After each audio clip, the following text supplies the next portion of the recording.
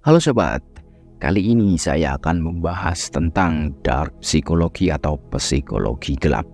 Dan saya akan memberikan beberapa studi kasus untuk teman-teman semua.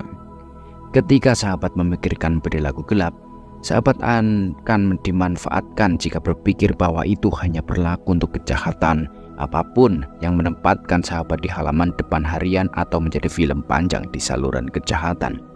Pada kenyataannya, itu juga mencakup cukup banyak hal yang secara umum diterima secara sosial, bahkan jika kita tidak memanfaatkan perilaku tersebut secara pribadi. Kami menyaksikan tindakan ini di rumah, di sekolah, kantor. Berkat teknologi inovatif, kami sekarang melihatnya di internet. Untuk membantu sahabat mendapatkan gambaran yang lebih jelas dan mudah-mudahan pemahamannya lebih dalam tentang subjek ini, dan untuk memberitahu sahabat seberapa dekat dengan rumah tindakan ini, saya akan berbagi dengan sahabat beberapa cerita kejahatan paling sensasional dan tindakan yang tampaknya tidak penting yang mengarah ke akhir yang mengerikan.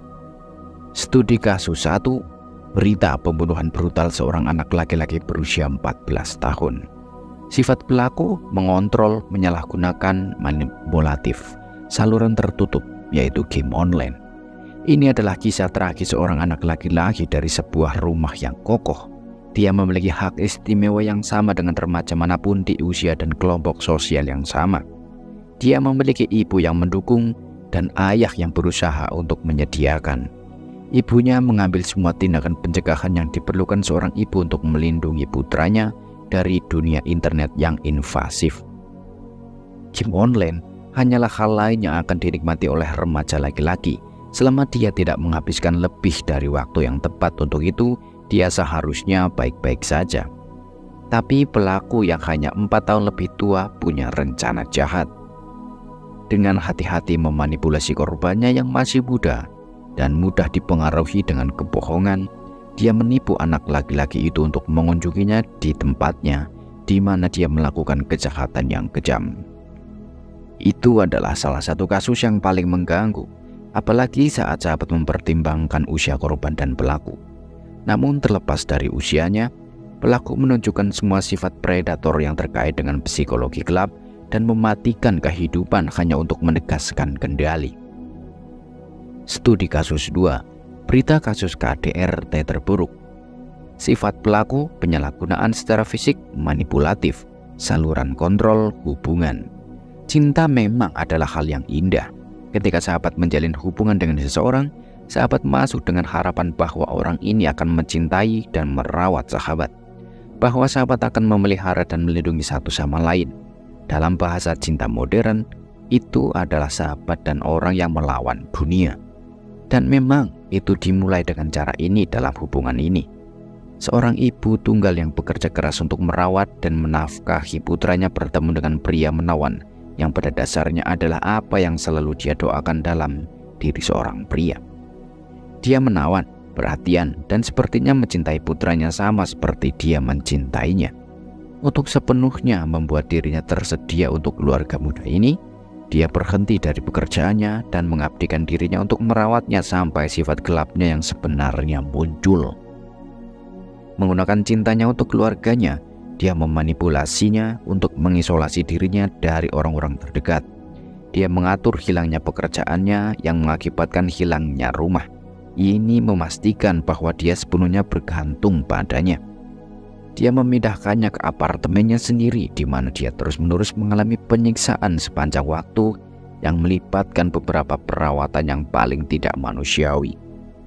Manipulasinya yang hati-hati terhadap wanita itu begitu efektif, sehingga ketika dia memberinya pilihan tentang bagaimana dia ingin dibunuh, dia benar-benar memikirkannya karena dia merasa dia tidak punya pilihan dan tidak pantas mendapatkan yang lebih baik.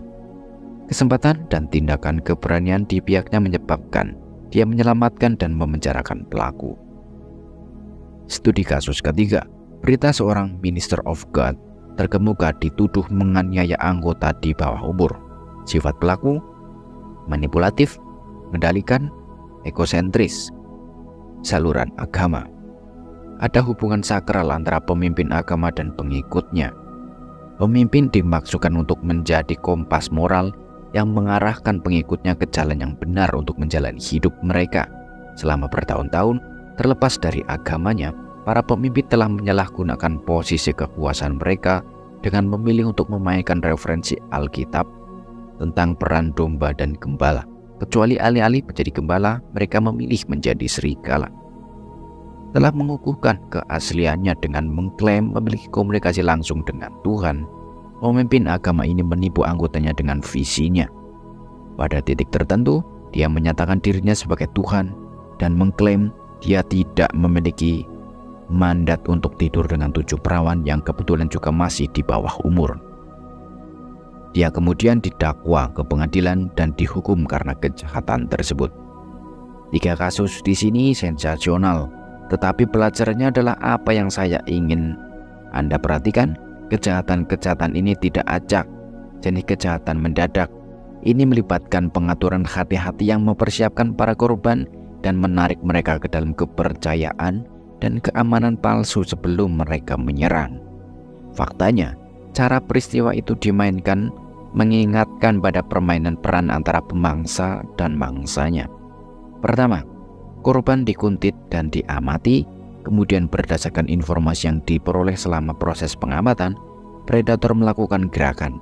Hanya gerakan ini bukan untuk menyerang, tetapi untuk memikat mangsanya. Buat mereka merasa dicintai dan diperhatikan.